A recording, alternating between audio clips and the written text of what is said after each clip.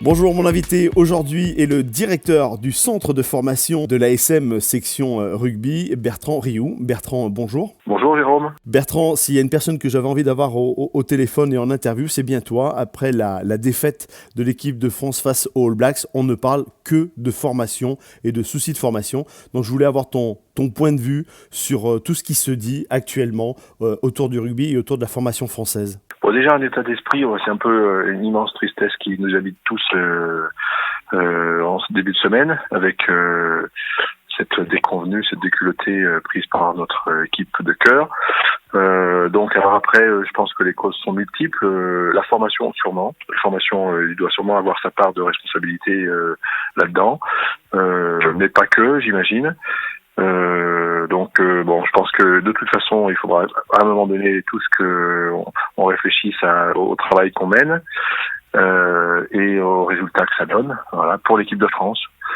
En sachant que nous, centre de formation de l'ASM, notre priorité, c'est quand même de former pour l'équipe première de l'ASM. Et on espère que ça peut rejaillir sur l'équipe de France, mais c'est quand même pas notre finalité. Voilà. Donc on travaille en parallèle avec la Fédération française de rugby, en parallèle. Et malheureusement, peut-être que nos chemins se croisent pas suffisamment et qu'on n'arrive pas tous ensemble à travailler pour le même objectif. On connaît tous le succès du centre de formation de l'ASM.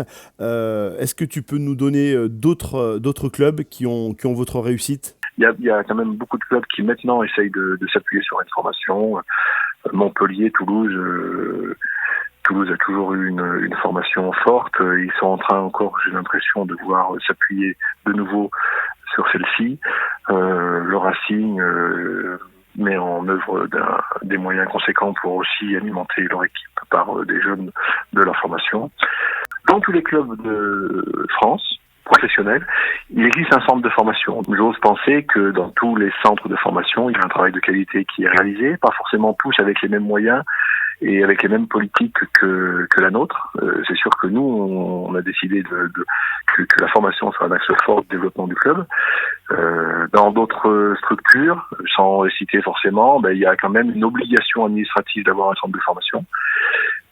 Et c'est un peu là où peut-être le bas blesse, et ça dilite un peu l'ensemble des joueurs français qui se retrouvent éparpillés dans 30 structures de formation, auxquelles se rajoutent 14 pôles, les pôles Espoir et les pôles France, ce qui fait que globalement, pour une même catégorie d'âge de joueurs, on est une quarantaine de structures en France à s'en occuper. Donc les bons joueurs se retrouvent éparpillés dans cet ensemble de structures. Alors pour peu que le jeune bon joueur potentiel soit né à Clermont-Ferrand, il a tout pour réussir sur place, mais pour peu qu'il soit né dans telle ou telle autre structure, il n'a pas en tout cas un objectif très fort de formation, il est obligé un petit peu de continuer sa formation dans la structure.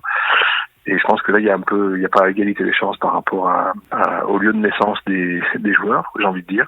On se retrouve dans une vraie difficulté, nous, pour recruter, puisque maintenant, chaque jeune a la possibilité pratiquement de se former en principe dans le club qu'il a vu naître. Alors que dans d'autres pays, il y a moins de structures. Nous, on a éparpillé l'ensemble en pensant faire de la masse jaillir la qualité. Je pense que peut-être il faut qu'on revoie cette position. Bertrand, si on t'entend bien, il existe des solutions et j'imagine que tu auras l'occasion de faire entendre ta voix pour essayer de faire bouger tout ça. Oui, j'espère qu'on va être sollicité, que les structures de formation vont être sollicitées, mais je sais déjà à présent que tout le monde a envie de se mettre autour de la table, que ce soit les clubs pro, que ce soit la fédération, que ce soit les structures de formation, les pôles espoirs. Et bon, j'espère qu'on arrivera à tous travailler dans le même sens, le sens de l'épanouissement du joueur. C'est ce qu'il faut qu'on recherche et de faire en sorte de trouver les meilleures solutions pour que les bons et les potentiels puissent se développer. Alors peut-être en réduisant le nombre de structures.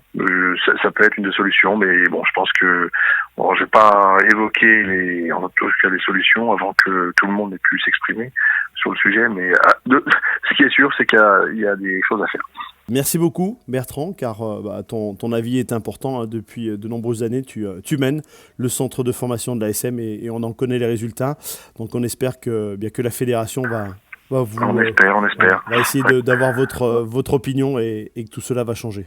Voilà, c'est avec nous le directeur du centre de formation de l'ASM, de la section rugby, Bertrand Rioux. Bertrand, une belle saison à toi, une belle saison avec les espoirs et en espérant bien continuer à voir tous ces jeunes monter et à jouer avec l'ASM Clermont-Auvergne. Merci. Voilà, donc je vous rappelle que cette interview, bien vous la retrouvez en replay sur la page podcast du site internet www.rockradio.com et également sur la chaîne YouTube Rock TV. Et n'oubliez pas de vous abonner.